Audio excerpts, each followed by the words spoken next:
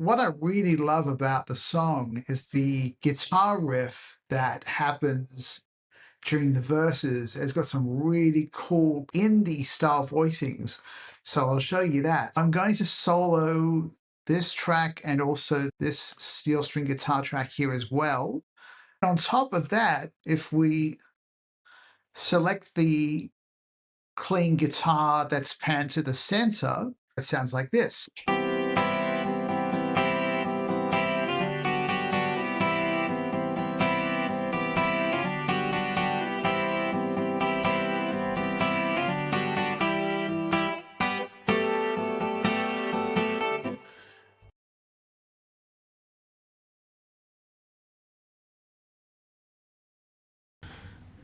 Hi everyone, David Smith back again. This time I'm going to show you the MP3 mix that I did for the Opalite backing track by Taylor Swift from her most recent record, The Life of a Showgirl. Like other videos in this series, what I love about this album is that it's taking cues from all sorts of different eras of music. In this case, the song has got a bit of an 80s vibe in the synthesizers. The guitars, particularly in the verse, have this really cool, kind of almost like an alternative slash indie quality with the guitar voicings. The chorus has got this great little chord progression that obviously has been used a lot in songs, especially Last Christmas. Obviously, me recording this so close to Christmas, that chord progression that I'll show you, even one of Billie Eilish's most recent songs uses the same progression as well. And I just love that the song switches up chord progressions to make it interesting rather than keeping the same chord progression all the way through the song, which has obviously been very much a thing with most pop music over the past 15, 16 years. But anyway, not much else to report. Let's get to it. All right, so here's the Opalite session. What I really love about the song is the guitar riff that happens during the verses. It's got some really cool, kind of almost very indie style voicings. So I'll show you that. I'm going to solo this track and also this steel string guitar track here as well. And these are the ones that are panned to the left and to the right. And both of them are using the Evolution Steel Strings library from Outré samples, and it's the pop songwriter preset I'm using. So here's actually what I'm going to do is I'm just going to solo this one.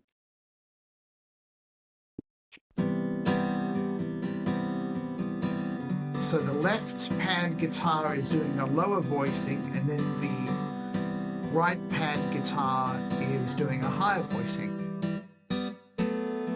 So if we select this and hit solo, you'll get this as well.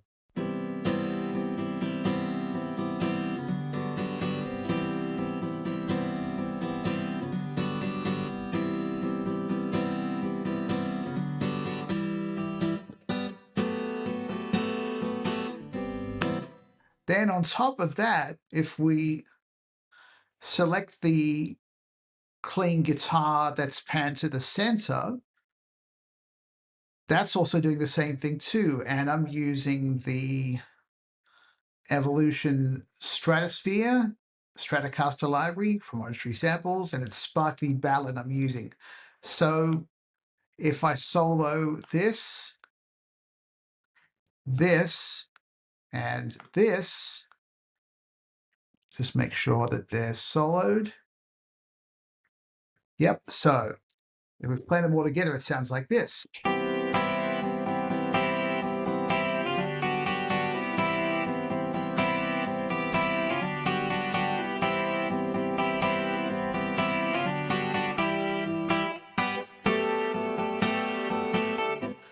What's really cool about the guitar parts is, as I said before, the voicings. So it's like a C major 7, and then it does a little hammer on.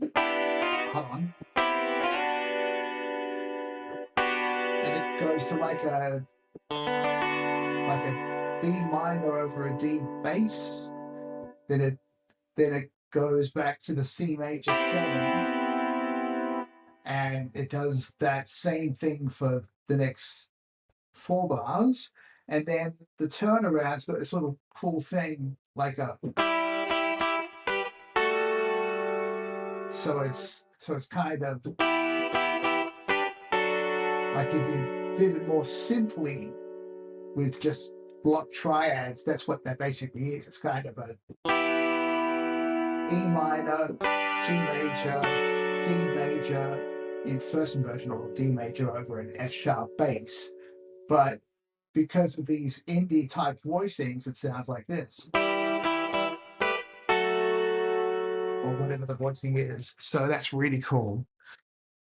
So if we unsolo, hold on, just 1, 2, 3, hold on. There we go.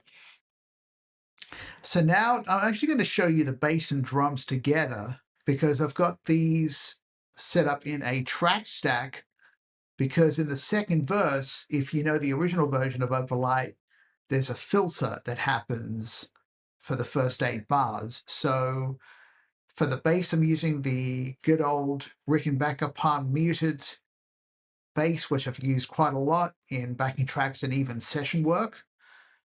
And then for the drums, I'm using the state-of-the-art SDX library from Toontrack. It's period number 3, using the Jeffrey preset.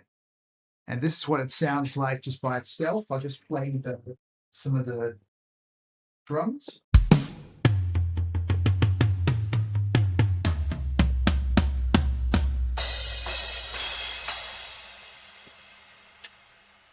So if I solo that, you got this. In fact, let's go. Most of the time it's just playing a 4 on the floor thing through the choruses, and in the verses it's just a kick on the 1 and the 3 and the snare on the 2 and 4. Then on top of that, I've got the percussion kit from Toontrack, which I've used a lot before, and that's doing this little thing here.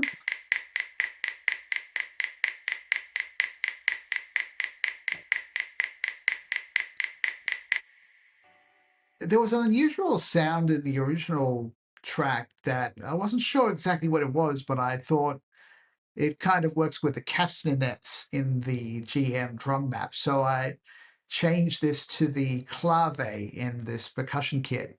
And then I've got, on top of that, I've got a kick and snare out of my battery drum kits that I set up myself from other producers and whatnot. So this is what it sounds like here.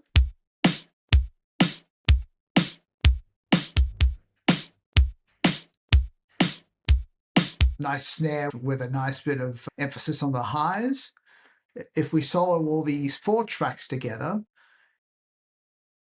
I'm going to play the last 8 bars of the first chorus, and then what will happen is you'll hear the filtering that happens in the first 8 bars of the second verse. So here we go. No, actually, hold on, try again. We need to 1, 2, 3, 4.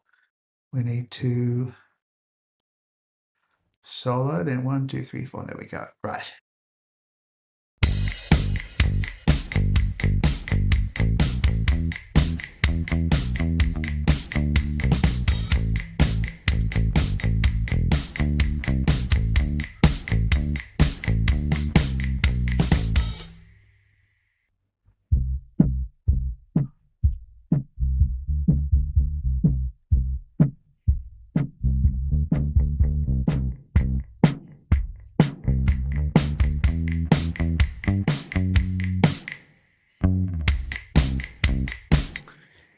Now, as you can hear there in the chorus, the bass is pretty much outlining what the vocal melody is doing, including the oh, oh, oh, oh.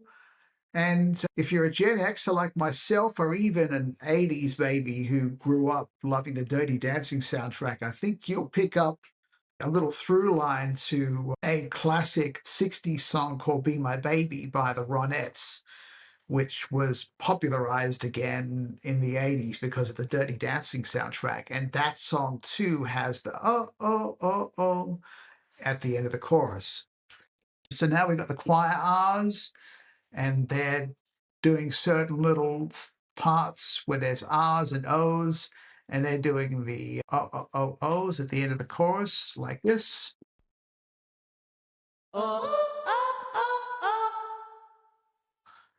And then in the bridge, where Taylor's going, love, love, love, love, love, I've got the BVs doing R's. So here's that.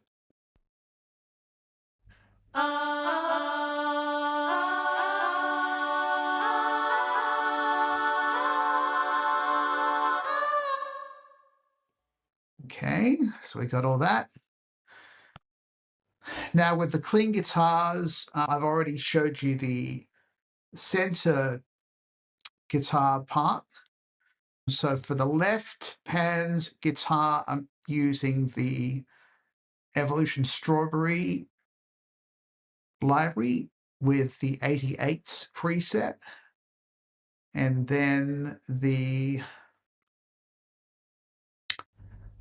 guitar that's panned to the right is playing the Stratosphere library, and it's the Sundown preset. So I'm going to play all three of those tracks together so you can hear what they do. I showed you before in the verses what that part does along with the steel string guitars, but I'm going to play you all the three guitar parts together. So the left panned guitar is accentuating on the second beat of the first, third, fifth, and seventh bar of the chorus, and then obviously it repeats again in the second half of the chorus. So then the guitar on the right-hand side is outlining the chorus melody. So here's what that sounds like together.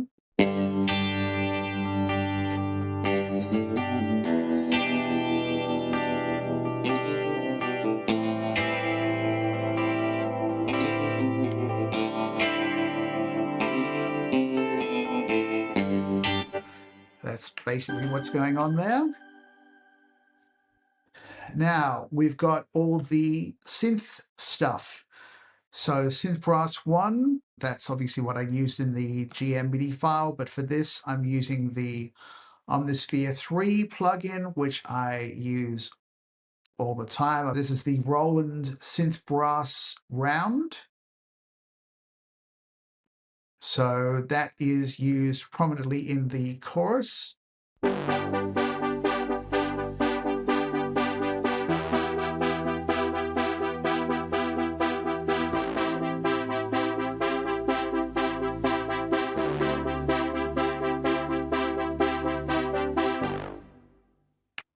So that's got a little bit of a tape wobble on it to give it an interesting sound.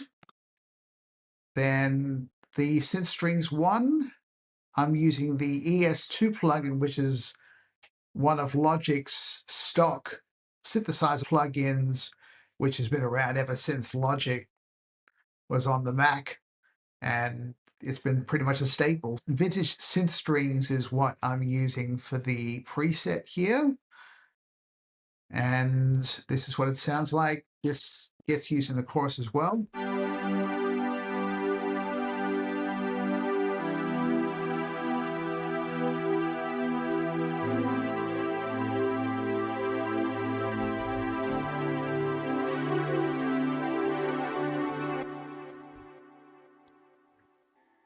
Okay, so then we've got the Fantasia, the good old stock standard bell patch in the GM world.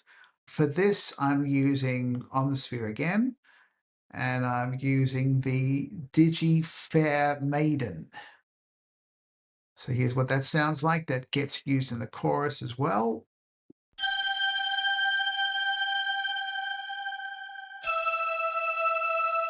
Very much sounds like an updated version of the Fantasia sound with a nice long decay and a fair bit of reverb. Then we go to the sweep pad, and that gets only used in the second verse, in the second half of the second verse. So bar 63. So we'll just hold on. Okay, so the sweep pad is just used in the second verse. And I'm using the expression controller to bring it in and fade it out.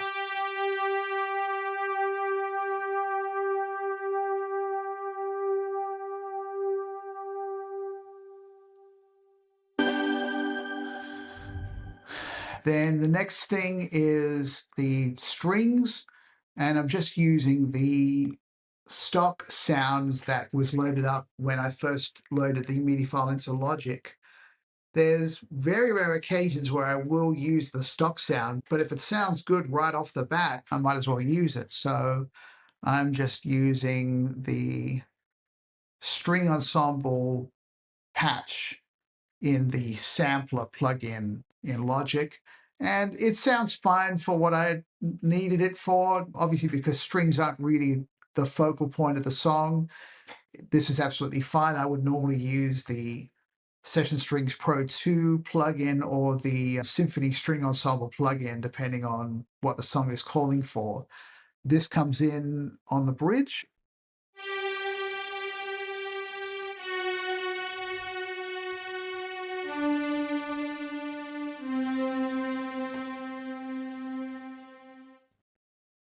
Okay, there's that.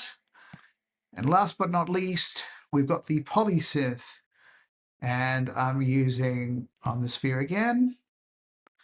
And I'm using the Singing Jupiters. So obviously it's referring to the Jupiter synth, which is one of Roland's flagship synthesizers from back in the 70s and 80s. So I'm using this in the chorus. And what I'm going to do is I'm actually going to put the click on so you can hear what it does, because it's mostly syncopating on the offbeats. So this is what it sounds like.